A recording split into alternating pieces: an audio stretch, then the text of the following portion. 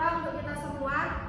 Terima kasih telah meluangkan waktu untuk menyaksikan video kita presentasi. Sebelumnya izinkan kelompok kami untuk berkenalan. Perkenalkan, nama saya Hena Alia Lail dengan NIM 2024678 dan saya Muhammad Fikri Rizal dengan NIM 2024-651 dan teman saya. Dan saya Evika Hidayah dengan NIM 2024-60054. Kami dari kelompok 9 akan mempresentasikan dengan judul pengaruh buruk teknologi terhadap pendidikan. Teknologi informasi dan komunikasi mengubah cara manusia berkomunikasi dan belajar, terutama di dunia pendidikan, yang membuka peluang untuk meningkatkan kualitas pembelajaran dengan menggunakan media digital. Namun, ada juga dampak negatif seperti ketergantungan internet, kurangnya sosialisasi, dan konten-konten tidak pantas di dunia maya yang sering menjadi pengaruh buruk teknologi dalam dunia pendidikan.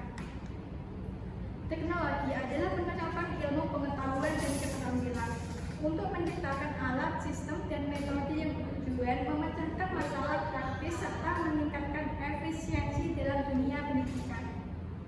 Teknologi telah membawa banyak manfaat seperti mempermudah akses pembelajaran melalui aplikasi daring yang memungkinkan siswa dan pelajar belajar tanpa batas dan waktu.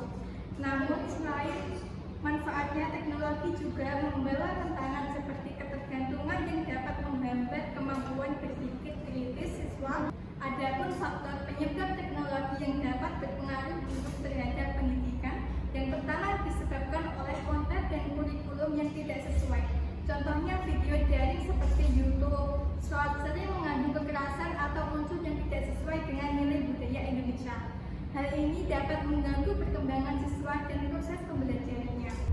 Yang kedua, pengaruh media sosial seperti Instagram dan TikTok sering mengalihkan perhatian anak dari belajar, yang bisa menurunkan percaya diri dan menyebabkan kecemasan.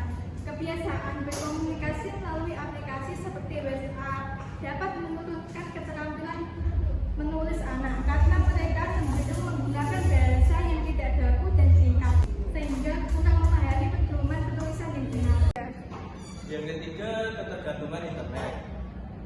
Kemajuan teknologi memudahkan siswa mencari informasi dengan cepat, tetapi ada sisi negatifnya. Siswa cenderung bergantung pada jawaban instan tanpa memahami proses atau konsepnya. Akibatnya, kemampuan berpikir kritis menurun dan kasus plagiarisme meningkat karena mereka hanya mencari jawaban.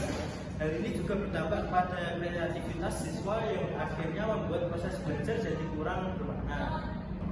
Pencegahan dampak buruk teknologi terhadap pendidikan. Yang pertama, peran pemerintah dalam institusi pendidikan, pengawasan kurikulum dan konten yang berkualitas serta sesuai dengan tujuan nilai-nilai lokal yang seharusnya diterapkan di Indonesia.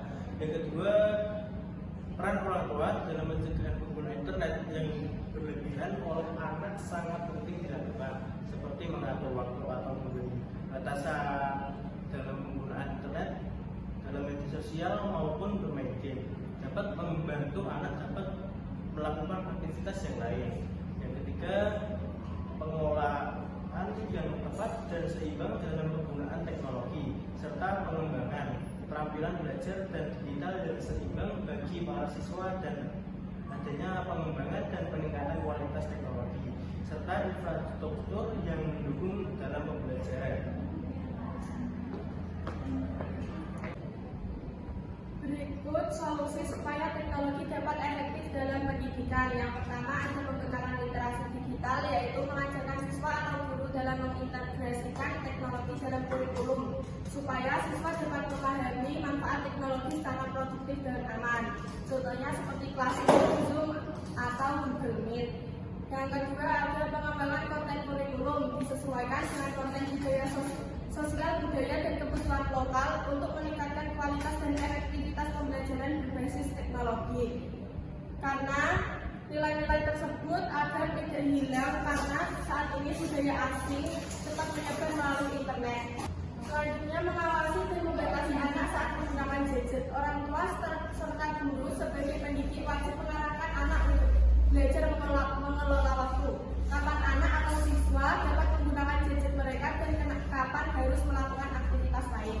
Yang keempat yaitu blended learning atau kombinasi pembelajaran dengan teknologi dan konvensional dapat digunakan untuk menjaga keseimbangan pembelajaran itu sendiri agar siswa tidak hanya bergantung pada internet.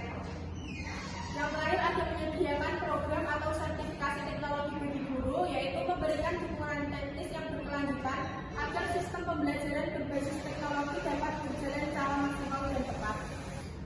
Berikut adalah kontribusi para siswa, yaitu yang pertama melakukan inovasi dalam proses belajar, kreativitas dalam memanfaatkan teknologi untuk menciptakan metode belajar yang lebih efektif. Yang kedua ada pemanfaatan platform digital, menggunakan berbagai platform digital untuk mendukung kegiatan belajar mengajar. Yang ketiga ada pengembangan keterampilan digital, yaitu belajar menggunakan perangkat lunak, menganalisis data, membuat presentasi digital, dan mengolah sosial media secara profesional. Yang keempat, partisipasi dalam penelitian, yaitu melakukan survei atau studi kasus untuk mengevaluasi dampak teknologi pada pembelajaran. Kesimpulan dari pembahasan tersebut yaitu teknologi dalam pendidikan memiliki banyak manfaat, namun juga memiliki beberapa kekurangan atau efek negatif yang perlu diperhatikan, seperti ketergantungan berlebihan terhadap teknologi sehingga membuat siswa kurang berpikir lebih kritis dan hanya bergantung pada internet.